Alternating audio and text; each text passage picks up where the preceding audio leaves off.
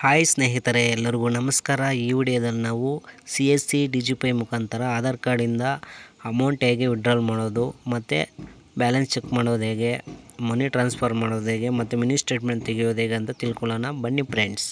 ಇನ್ನೂ ನಮ್ಮ ಚಾನಲನ್ನು ಯಾರಾದರೂ ಸಬ್ಸ್ಕ್ರೈಬ್ ಮಾಡ್ಕೊಂಡಿಲ್ಲ ಅಂದರೆ ದಯವಿಟ್ಟು ಸಬ್ಸ್ಕ್ರೈಬ್ ಮಾಡ್ಕೊಳ್ಳಿ. ಅದೇ ರೀತಿ ಬೆಲ್ ಬಟನ್ ಒತ್ತಿ ಮುಂದಿನ ಯಾವುದೇ ನಾವು ವೀಡಿಯೋಸ್ ಅಪ್ಲೋಡ್ ಮಾಡಿದಲ್ಲಿ ನಿಮ್ಗೆ ನೋಟಿಫಿಕೇಷನ್ ತಲುಪುತ್ತೆ ಅಂತಲೇ ಹೇಳ್ಬೋದು ಫ್ರೆಂಡ್ಸ್. ಬನ್ನಿ ಫ್ರೆಂಡ್ಸ್, ವೀಡಿಯೋನ ಶುರು ಮಾಡೋಣ.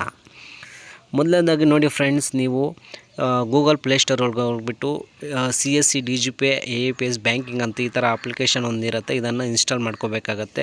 ಇಲ್ಲ ನಮ್ಮ ಹತ್ರ ಲ್ಯಾಪ್ಟಾಪ್ ಇದೆ, ಲ್ಯಾಪ್ಟಾಪಲ್ಲೇ ಮಾಡ್ತೀವಿ ಅಂದರೆ CSC ಡಿಜಿಪೇ ವೆಬ್ಸೈಟ್ಗೆ ಹೋಗಬೇಕಾಗತ್ತೆ ಮತ್ತು ಸೈನ್ ಅಪ್ ಆ್ಯಂಡ್ ರಿಜಿಸ್ಟರ್ ಮೇಲೆ ಕ್ಲಿಕ್ ಮಾಡಬೇಕಾಗತ್ತೆ. ಇಲ್ಲಿ ನಿಮ್ಮ CSC ID ಎಂಟ್ರಿ ಮಾಡಬೇಕಾಗತ್ತೆ. ನೆಕ್ಸ್ಟು ಚೆಕ್ ಬಾಕ್ಸ್ ಮೇಲೆ ಕ್ಲಿಕ್ ಮಾಡಿಕೊಂಡು ಪ್ರೊಸೀಡ್ ಕೊಡಬೇಕಾಗತ್ತೆ. ನೆಕ್ಸ್ಟ್ ನಿಮ್ಮ CSC ಮೊಬೈಲ್ ನಂಬರ್ಗೆ ಒಂದು OTP ಹೋಗುತ್ತೆ, ಆ OTP ಹಾಕಿ ವೆರಿಫೈ OTP ಮೇಲೆ ಕ್ಲಿಕ್ ಮಾಡಬೇಕಾಗತ್ತೆ. ನೆಕ್ಸ್ಟ್ ಬಂದುಬಿಟ್ಟು ಇಲ್ಲಿ ನಿಮ್ಮ ಡೀಟೇಲ್ಸ್ ಎಲ್ಲ ಶೋ ಆಗುತ್ತೆ ಮತ್ತು ಚೆಕ್ ಬಾಕ್ಸ್ ಮೇಲೆ ಕ್ಲಿಕ್ ಮಾಡಿಕೊಂಡು ಸ್ಕ್ಯಾನ್ ಅಂತ ಕೊಡಿ.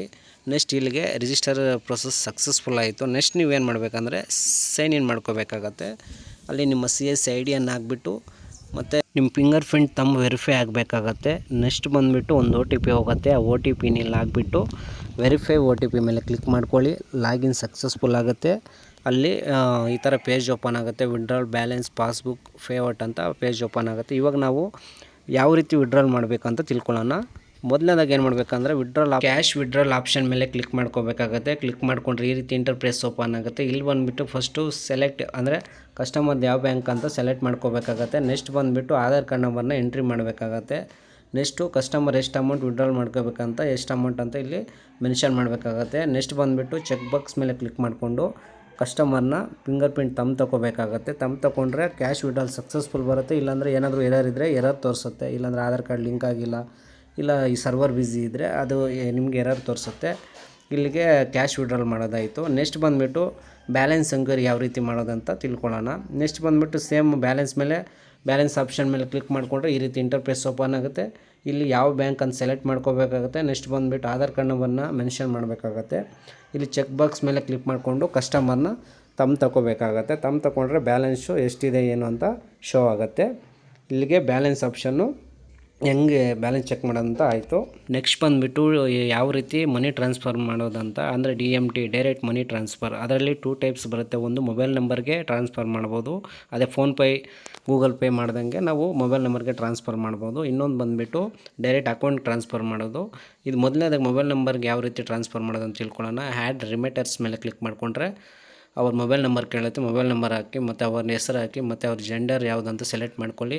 ನೆಕ್ಸ್ಟ್ ಬಂದುಬಿಟ್ಟು ಸಿಟಿ ಕೇಳುತ್ತೆ, ಹಾಕಿ ಮತ್ತು ಅಡ್ರೆಸ್ ಫುಲ್ ಅಡ್ರೆಸ್ ಹಾಕಿಬಿಟ್ಟು ಮತ್ತು ಪಿನ್ ಕೋಡ್ ಎಂಟ್ರಿ ಮಾಡಿಬಿಟ್ಟು ಅಲ್ಲಿ ಕೆಳಗಡೆ ಇದು ತೋರಿಸುತ್ತೆ ಮತ್ತು ಕ್ರಿಯೇಟ್ OTP ಮೇಲೆ ಕ್ಲಿಕ್ ಮಾಡ್ಕೊಳ್ಳಿ. ಅವ್ರಿಗೆ ಒಂದು OTP ಹೋಗುತ್ತೆ. OTP ಹಾಕ್ಬಿಟ್ಟು ವೆರಿಫೈ OTP ಮೇಲೆ ಕ್ಲಿಕ್ ಮಾಡ್ಕೊಳ್ಳಿ, ಮನಿ ಟ್ರಾನ್ಸ್ಫರ್ ಆಗುತ್ತೆ. ನೆಕ್ಸ್ಟ್ ಬಂದುಬಿಟ್ಟು ಡೈರೆಕ್ಟ್ ಯಾವ ರೀತಿ ಅಕೌಂಟ್ ಟ್ರಾನ್ಸ್ಫರ್ ಮಾಡೋದಂತ ನೋಡೋಣ. ನೆಕ್ಸ್ಟ್ ಬಂದುಬಿಟ್ಟು ಇಲ್ಲಿ ಏನು ಮಾಡಬೇಕಂದ್ರೆ ಫಂಡ್ ಟ್ರಾನ್ಸ್ಫರ್ ಆಯಿತು. ನೆಕ್ಸ್ಟ್ ಬಂದುಬಿಟ್ಟು ಬೆನಿಫಿಷರೀಸ್ಗೆ ಹೋದರೆ ಅಲ್ಲಿ ಆ್ಯಡ್ ನ್ಯೂ ಬೆನಿಫಿಷರಿ ಬರುತ್ತೆ. ಅದ್ರ ಮೇಲೆ ಕ್ಲಿಕ್ ಮಾಡಿಕೊಂಡ್ರೆ ಈ ಥರ ನ್ಯೂ ಪೇಜ್ ಓಪನ್ ಆಗುತ್ತೆ. ಅಲ್ಲಿ ಬಂದುಬಿಟ್ಟು ಕಸ್ಟಮರ್ ಮೊಬೈಲ್ ನಂಬರ್ ಹಾಕಬೇಕಾಗತ್ತೆ ಮತ್ತು ನೇಮ್ ಹಾಕಬೇಕಾಗತ್ತೆ ಮತ್ತು ಯಾವ ಸ್ಟೇಟ್ ಅಂತ ಸೆಲೆಕ್ಟ್ ಮಾಡ್ಕೋಬೇಕಾಗತ್ತೆ ಮತ್ತು IFSC ಕೋಡ್ ಹಾಕಿದ್ರೆ ಫುಲ್ ಬ್ಯಾಂಕ್ ಡೀಟೇಲ್ಸ್ ಎಲ್ಲ ಫೆಚ್ ಆಗುತ್ತೆ. ಕರೆಕ್ಟಾಗಿದ್ದರೆ ಓಕೆ ಮಾಡಿ ಅಕೌಂಟ್ ನಂಬರ್ ಹಾಕಿ ಮತ್ತು ಕನ್ಫರ್ಮ್ ಇನ್ನೊಂದು ಸರಿ ಅಕೌಂಟ್ ನಂಬರ್ನ ಎಂಟ್ರಿ ಮಾಡಿಬಿಟ್ಟು ಪ್ರೊಸೀಡ್ ಮೇಲೆ ಕ್ಲಿಕ್ ಮಾಡ್ಕೊಳ್ಳಿ. ಬ್ಯಾಂಕ್ಗೆ ಅಕೌಂಟ್ಗೆ ಲಿಂಕ್ ಆಗಿರೋ ಮೊಬೈಲ್ ನಂಬರ್ಗೆ ಒಂದು OTP ಹೋಗುತ್ತೆ. ಆ OTP ಹಾಕ್ಬಿಟ್ಟು ವೆರಿಫೈ OTP ಮೇಲೆ ಕ್ಲಿಕ್ ಮಾಡಿಕೊಂಡು ವೆರಿಫೈ ಆದಮೇಲೆ ಸಬ್ಮಿಟ್ ಮೇಲೆ ಕ್ಲಿಕ್ ಮಾಡಿದ್ರೆ ಆ್ಯಡ್ ಬೆನಿಫಿಷರಿ ಆಯಿತು. ಅದನ್ನು ಆ್ಯಡ್ ಬೆನಿಫಿಷರಿ ಮೇಲೆ ಕ್ಲಿಕ್ ಮಾಡಿಕೊಂಡ್ರೆ ಇವಾಗ ನೇಮ್ ಕೊಟ್ಬಿಟ್ಟು ಮತ್ತು ಇಲ್ಲಿ ಸೆಲೆಕ್ಟ್ ಮಾಡ್ಕೋಬೇಕಾಗತ್ತೆ ಅಮೌಂಟ್ ಎಷ್ಟು ಅಂತ, ಎಷ್ಟು ಟ್ರಾನ್ಸ್ಫರ್ ಮಾಡಬೇಕು ಅಮೌಂಟ್ ಎಂಟ್ರಿ ಮಾಡಿಬಿಟ್ಟು ಟ್ರಾನ್ಸ್ಫರ್ ನಾವು ಮೇಲೆ ಕ್ಲಿಕ್ ಮಾಡಿಕೊಂಡ್ರೆ ಮತ್ತೆ ಒಂದು ಮೊಬೈಲ್ ನಂಬರ್ಗೆ OTP ಹೋಗುತ್ತೆ ಕಸ್ಟಮರ್ಗೆ. ಆ ಕಸ್ಟಮರ್ OTPಯನ್ನು ವೆರಿಫಿಕೇಷನ್ ಆದಮೇಲೆ ಮನಿ ಟ್ರಾನ್ಸ್ಫರ್ ಅಂಡರ್ ಪ್ರೋಸೆಸ್ ಇರುತ್ತೆ ಮತ್ತು ಸಕ್ಸಸ್ಫುಲ್ ಅಂತ ಬರುತ್ತೆ. ನೋಡಿ ಇಲ್ಲಿ ಬಂದಿದೆ ಡೈರೆಕ್ಟ್ ಮನಿ ಟ್ರಾನ್ಸ್ಫರ್ ಸಕ್ಸಸ್ಫುಲ್ ಅಂತ, ಎಷ್ಟು ಅಮೌಂಟ್ ಅಂತ ಈ ಥರ ಬಂದಿರುತ್ತೆ. ಇವಾಗ ನಾವೇನು ಮಾಡಬೇಕಂದ್ರೆ ಮನಿ ಟ್ರಾನ್ಸ್ಫರ್ ಅವ್ರ ಅಕೌಂಟಿಂದ ನಮ್ಗೆ ವ್ಯಾಲೆಟ್ ಆಗಿರುತ್ತಲ್ಲ ಅದನ್ನು ಯಾವ ರೀತಿ ಪೇಔಟ್ ಮಾಡಬೇಕು. ಮೊದಲೇದಾಗಿ ಏನು ಮಾಡಬೇಕಪ್ಪ ಅಂದರೆ ಪೇಔಟಲ್ಲಿ CSC ಐಡಿಯನ್ನು ಎಂಟ್ರಿ ಮಾಡಬೇಕಾಗುತ್ತೆ ಮತ್ತು ಎಷ್ಟು ಅಮೌಂಟ್ ಪೇಔಟ್ ಮಾಡಬೇಕಂತ ಅಲ್ಲಿ ಅಮೌಂಟ್ ಎಂಟ್ರಿ ಮಾಡಿಬಿಟ್ಟು ಅಲ್ಲಿ ನೆಫ್ಟ್ ಇದೆ ಮತ್ತು IMPS ಇದೆ. ನೆಫ್ಟ್ ಅಂದರೆ ಸ್ವಲ್ಪ ಒಂದು 2 ಡೇಸು ಇಲ್ಲ ಸ್ವಲ್ಪ ಟೈಮ್ ತಗೊಳುತ್ತೆ. ಇಲ್ಲ IMPS ಅಂದರೆ ಫಾಸ್ಟಾಗಿ ಇವಾಗ ವಿತಿನ್ ಸೆಕೆಂಡ್ಸಲ್ಲೇ ಫುಲ್ ಫಂಡ್ ಟ್ರಾನ್ಸ್ಫರ್ ಫಾಸ್ಟ್ ಆಗುತ್ತೆ. IMPS ಆಗಿಬಿಟ್ಟು ಚೆಕ್ ಬಾಕ್ಸ್ ಮೇಲೆ ಕ್ಲಿಕ್ ಮಾಡಿಕೊಂಡು ಇಲ್ಲಿ ನೆಕ್ಸ್ಟ್ ಬಂದುಬಿಟ್ಟು ನಿಮ್ಮ ಕೊಡಬೇಕಾಗುತ್ತೆ. ಕೊಟ್ಟರೆ ಪೇಔಟ್ ಸಕ್ಸಸ್ಫುಲ್ ಆಗುತ್ತೆ. ಇದಿಷ್ಟು CSC ಡಿಜಿಪೇಯಿಂದ ಯಾವ ರೀತಿ ಅಮೌಂಟು ಟ್ರಾನ್ಸ್ಫರ್ ಮಾಡೋದಾಗಿರ್ಬೋದು, ಬ್ಯಾಲೆನ್ಸ್ ಚೆಕ್ ಮಾಡೋದು ಮತ್ತು ವಿತ್ಡ್ರಾಲ್ ಮಾಡೋದು ಅಂತ ತಿಳ್ಕೊಂಡ್ವಿ. ಇನ್ನು ನಿಮಗೆ ಈ ವಿಡಿಯೋ ಇಷ್ಟ ಆಗಿದ್ದಲ್ಲಿ ಲೈಕ್ ಮಾಡಿ, ಶೇರ್ ಮಾಡಿ. ಇದೇ ರೀತಿ ನಿಮ್ಗೇನಾದರೂ ಡೌಟ್ಸ್ ಇದ್ದಲ್ಲಿ ಕಮೆಂಟ್ ಬಾಕ್ಸಲ್ಲಿ ಕಮೆಂಟ್ ಮಾಡಿ, ಖಂಡಿತ ಅದಕ್ಕೆ ರಿಪ್ಲೈ ಕೊಡ್ತೀನಿ ಅಂತ ಹೇಳ್ತಾ ಥ್ಯಾಂಕ್ ಯು ಫಾರ್ ವಾಚಿಂಗ್. ಧನ್ಯವಾದಗಳು ಸ್ನೇಹಿತರೆ.